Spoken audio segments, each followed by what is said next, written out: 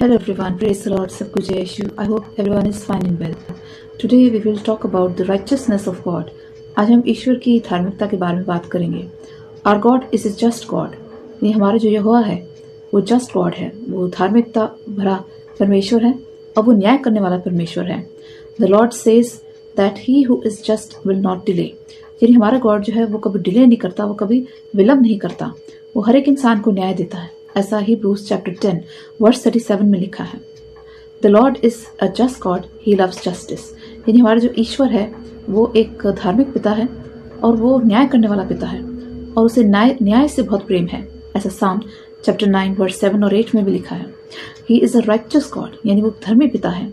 He knows our ways and he loves justice.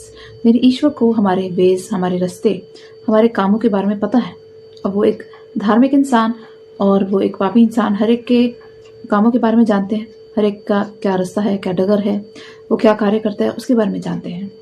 ऐसा Psalm chapter 11 verse 7 में भी लिखा है. He will do justice. Our God will never delay. which means हमारा ईश्वर कभी विलंब नहीं करता, वो कभी देर नहीं करता और वो हमेशा न्याय करने वाला पिता है. The eyes of the Lord are always on the prayer of the righteous. यानी जो धार्मिक इंसान जब प्रार्थना करता है तो ईश्वर की निगाह हमेशा उसकी प्रार्थना की तरफ लगी रहती है और उसके कान हमेशा एक धार्मिक इंसान की प्रार्थना की तरफ लगे रहते हैं. ऐसा 1 Peter chapter 3 verse 12 में लिखा है. यानी जब एक धार्मिक इंसान लगातार प्रेयर करता है, जब वो गुहार लगाता है, तो ईश्वर की निगाह हमेशा एक धार्मिक इंसान पे रहती है और उसके कान हमेशा उसकी प्रार्थना में लगे रहते हैं. The Bible says in Lamentation chapter 3 verse 26, it is good to wait quietly for the salvation of God. यानी जब हम ईश्वर के वेट करते हैं, जब उनका इंतजार करते हैं, उनके उद्धार का, उनकी ब्लेसिंग्स का, उनके साल्वेशन का, तो वो इंसान एक धार्मिक इंसान कहलाता है. Sometimes we try to do things on our own way, but it is the Lord will that prevails. कई बार हम अपनी तरह से काम करना चाहते हैं, हम अपने हिसाब से काम करना पसंद करते हैं, लेकिन हमेशा ईश्वर की इच्छा पूरी होती है. ऐसा Proverbs chapter 19 verse 21 में भी लिखा है. Oftentimes we try to do things on our own way.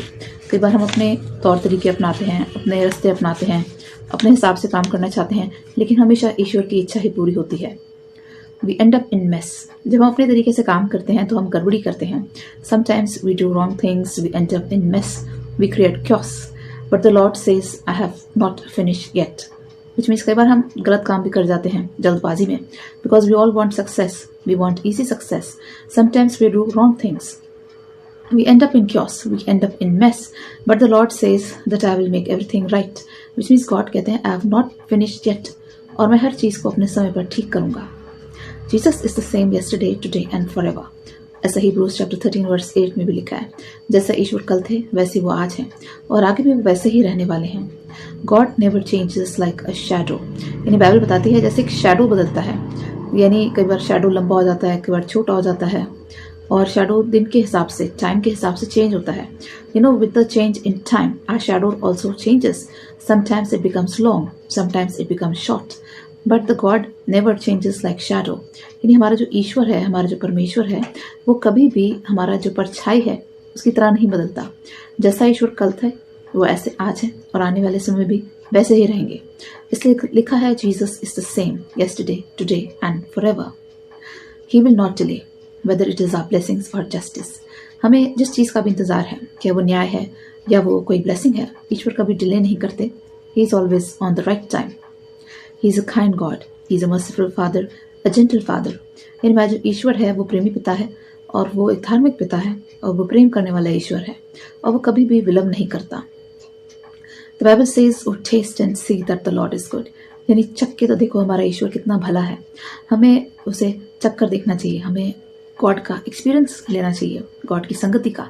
हमें ईश्वर में विश्वास रखना चाहिए, उनसे प्रार्थना करनी चाहिए, उनकी संगति का एक्सपीरियंस लेना चाहिए. और इसलिए बाइबल कहती है कि आजमा के तो देखो हमारा ईश्वर कितना भला है, चख के तो देखो हमारा ईश्वर कितना भला है.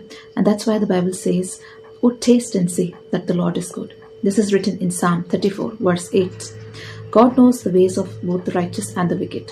यानी ईश्वर को धर्मी लोगों का और पापी लोगों के दोनों के कामों के बारे में पता है कि धर्मी लोग कौन सी डगर लेते हैं, पापी लोग कौन सी डगर लेते हैं. ईश्वर को इन सब के बारे में पता है. The wicket will never sit in the congregation of the righteous. अगर आप साम 1 देखें तो बहुत ही प्यारा साम है। वो ये बताता है कि जो धार्मिक लोगों की जो संगति होती है उसमें विकेट लोग कभी भी नहीं रह सकते। You know the wicked can not dwell with the righteous. जो विकेट लोग होते हैं हमेशा वो धार्मिक लोगों से दूर रहते हैं और वो उनकी कभी भी संगति में नहीं आते।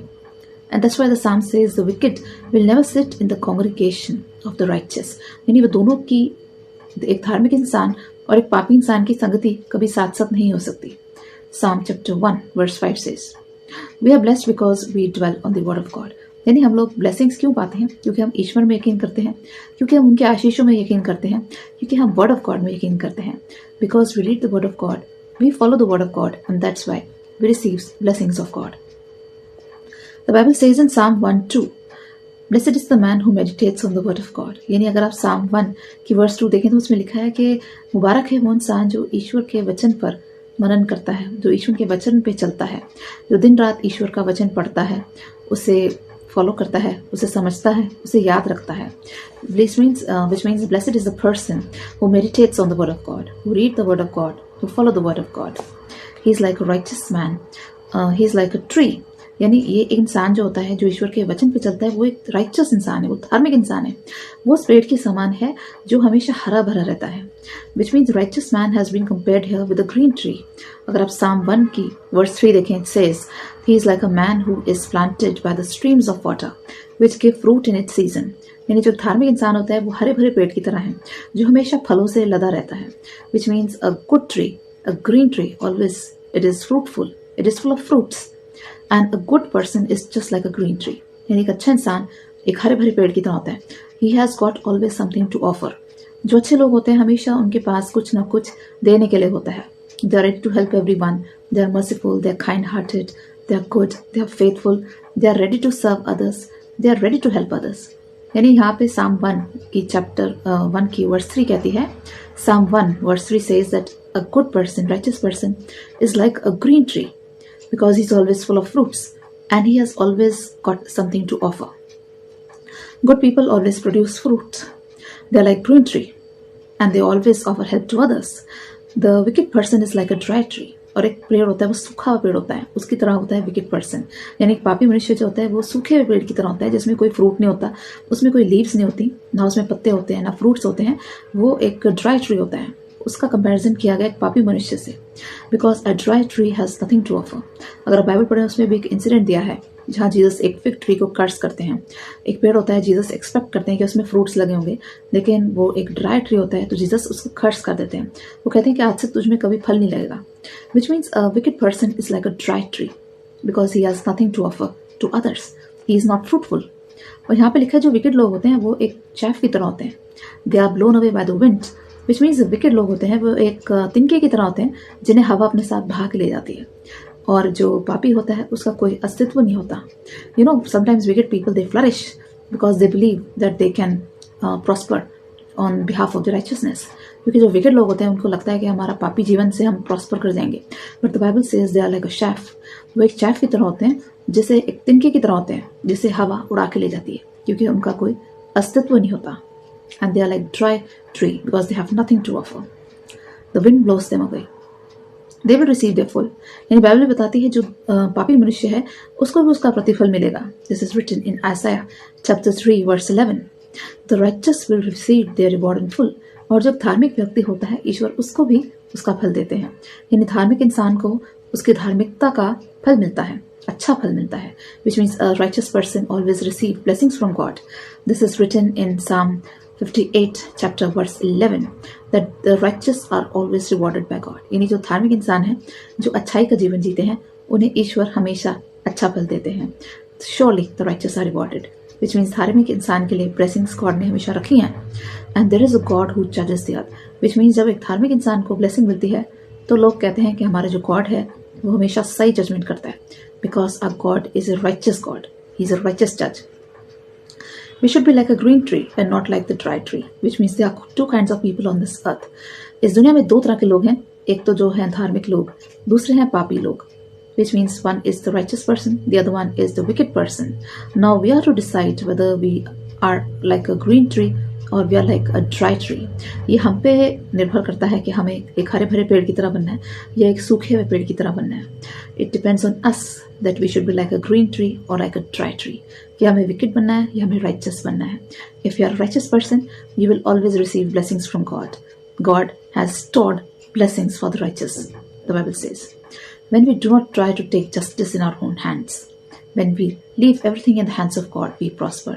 जब हम अपने हाथ में न्याय नहीं रखते, जबकि हम न्याय ईश्वर पे छोड़ देते हैं, तो हमेशा हमें मिलती है प्रॉस्पेरिटी, हमें मिलती है ईश्वर की blessings, because our God is a righteous God.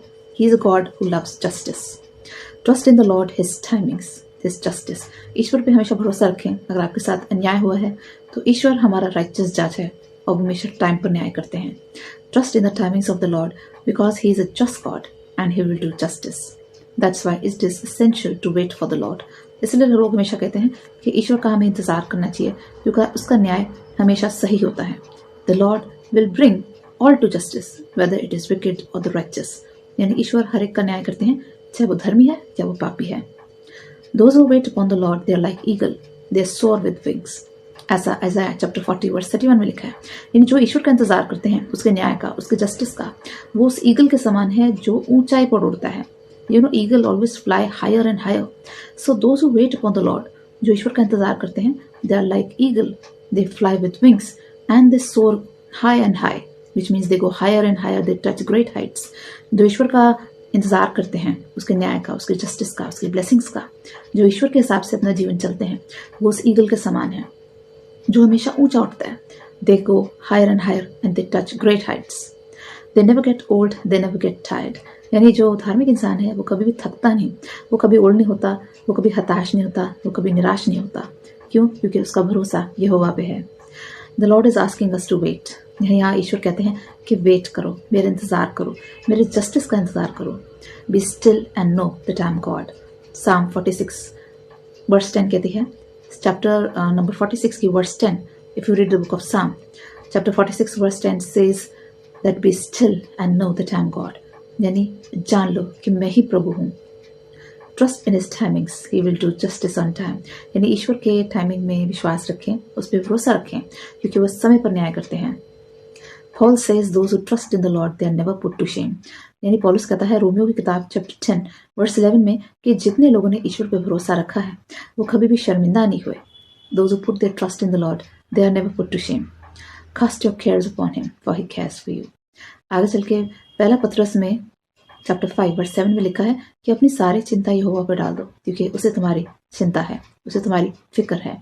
Whatever your worries you carry in your mind, put them to the Lord. Give them to the Lord because he cares for you. From shame he will bring you to fame. अगर आपने शर्मिंदगी का सामना किया है, वो आपको सबके आगे आपको सर ऊंचा उठाएंगे। This very same place where you receive dishonor, he is going to honor you. ऐसा जपन्या के बुक में चैप्टर 3 वर्स 19 में लिखा है कि जिस जगह पर हमें ईश्वर की ब्लेसिंग्स नहीं मिल पाई, वहीं हमें ब्लेसिंग्स मिलेंगी। जिस जगह पर हमें डिसऑनर मिला है, हमारी बेइज्जती हुई है, उसी जगह पे हमें ऑनर मिलेगा। जहाँ पे हम लोगों को जलील करा गया है, वहीं पर ईश्वर उन्हें ऊंचा उठाएंगे। उसी स्थान पर, जिस स्थान पर आपको डिसऑनर किया गया है, that very same place you will receive honor. The very same place where people disgraced you, where you receive shame, there God is going to lift you up. यानी जिस स्थान पर हमें लोगों ने सताया है या हमें डिस्ग्रेस मिला है या हमारा निरादर करा है, उसी स्थान पर ईश्वर हमारे सर उन लोगों के आगे ऊंचा उठाएंगे। ऐसा जपन्या चैप्टर 3 वर्स 19 में लिखा है। Those who trust in the God, their faces are radiant, they are never covered with shame. यानी जितने लोग यहोवा पे भरोसा करते हैं, उनके चेहरे पे हमेशा चमक रहती है और वो कभी भी निराशा भरा जीवन नहीं जीते। And they are never covered with shame. उन्हें कभी भी शर्मिंदगी का सामना नहीं करना पड़ता जो यहोवा पे विश्वास करते हैं। Psalm 34 वर्स 5 में लिखा है, People who trust in the God, their faces are radiant. जो ईश्वर में भरोसा रखते हैं, हमेशा उनके चेहरे पे नूर रहता है। And they are never covered with shame. और कभी भी वो शर्मिंदगी का सामना नहीं करते। This is written in Psalm 34 verse 5. The place where you got disgrace, God is going to fill you with grace. यानी जिस जगह पे आपको डिस्ग्रेस मिला है, जिस जगह पे आपको शर्मिंदगी का सामना करना पड़ा, जहाँ लोगों ने आपका निरादर किया, जहाँ लोगों ने आपको नकार दिया, जहाँ लोगों ने आपको रिजेक्ट किया, that very same place God is going to raise you up. वहीं पर ईश्वर दोबारा से आपको आपका स्थान दिलाएंगे और वहीं पर ईश्वर आपको लोगों के आगे ऊंचा उठाएंगे, वहीं पर आपको इज्जत देंगे। ऐसा Isaiah chapter 61 verse 7 में भी लिखा है.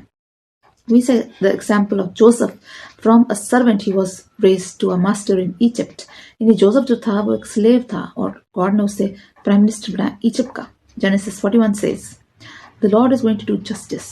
When we place everything in the hands of God, we are never disappointed." यानी जब हम सब कुछ ईश्वर के हाथ में देते हैं तो कभी भी हमें ईश्वर निराश नहीं करता, वो हमेशा हमें ऊंचा उठाता है. If we see the story of David, from a shepherd boy he was raised to be a king. यानी दाऊद तो था वो एक शेपर्ड था, चरवाहा था, और ईश्वर ने उसे एक राजा बनाया. ऐसा 1 Samuel chapter 16 में लिखा है. God changed his destiny. From a shepherd boy he became the king of Egypt and Saul saw this. और ये सब सॉल किंग के सामने हुआ. उसी ने सॉल ने जिसने डेविड को सताया था, उसको बेइज्जती करी थी, उसी के आगे गॉड ने डेविड को रेज किया.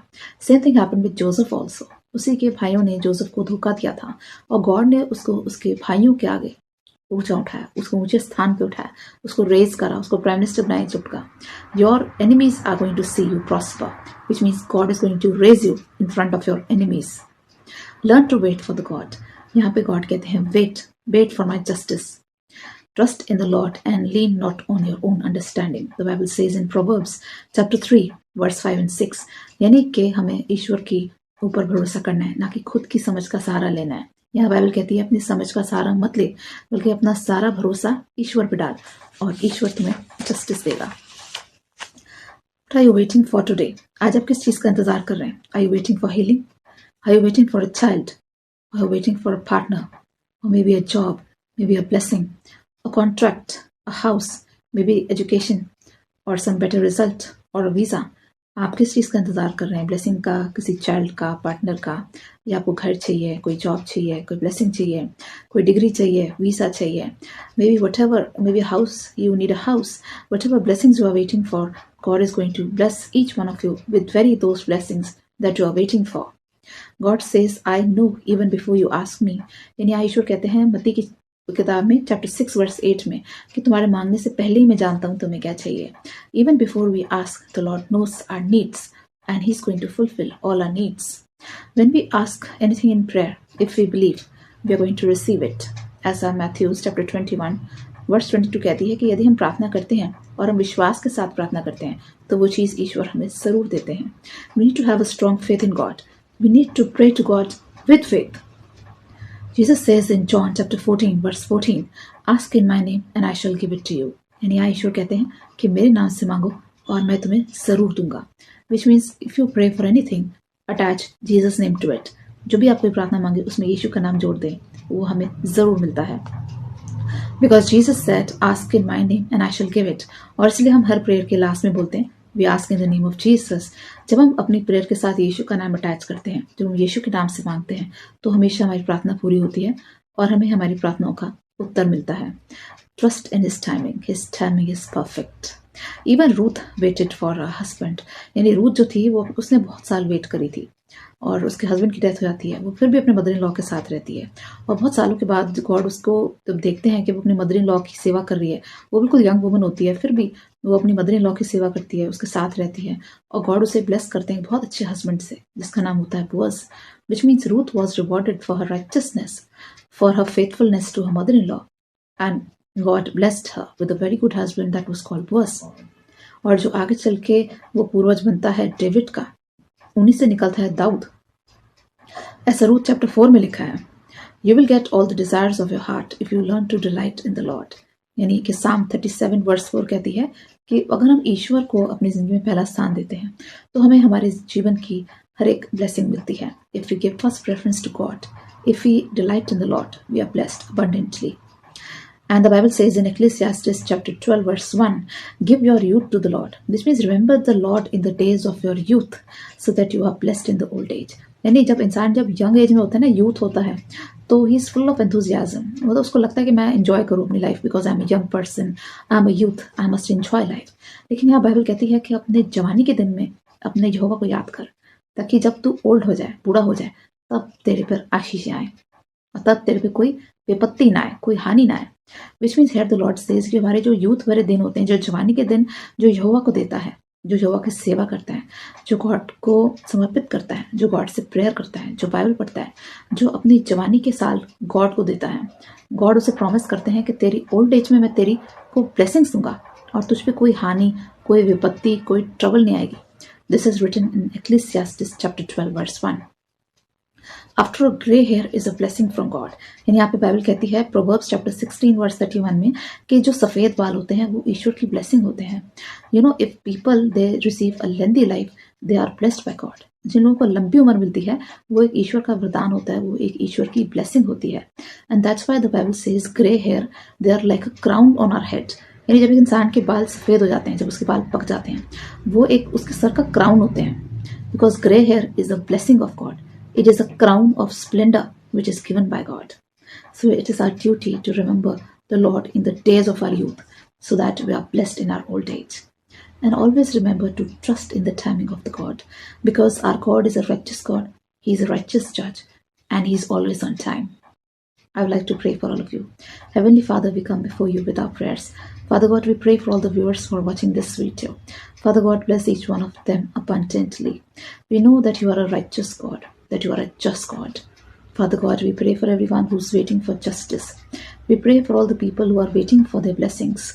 Father God, give them the desires of their heart. Bless everyone with their desires and blessings. Fulfill all their desires, their plans, and their dreams. Bless all those people who are waiting for justice. Father God, you are a righteous God, and we know that you are going to fulfill all our dreams. We pray for all the families. We pray for everyone, for mothers, fathers, for children. Father God, bless all those who are waiting for maybe a job, those who are waiting for partners, or those who are waiting for their degrees or their visas or anything. Father God, bless all those who are sick. Bless them with good health. Bless everyone with the gift of Holy Spirit. Father God, we give all glory and honor to your name. We ask this prayer through Jesus Christ, the Lord. Amen. I hope this message will be a big blessing for all of you. So always wait for the timing of God, because our God is always on time. He is a righteous God, He is a just God, and He will provide justice to all of us. Stay blessed. Take care. Bye bye.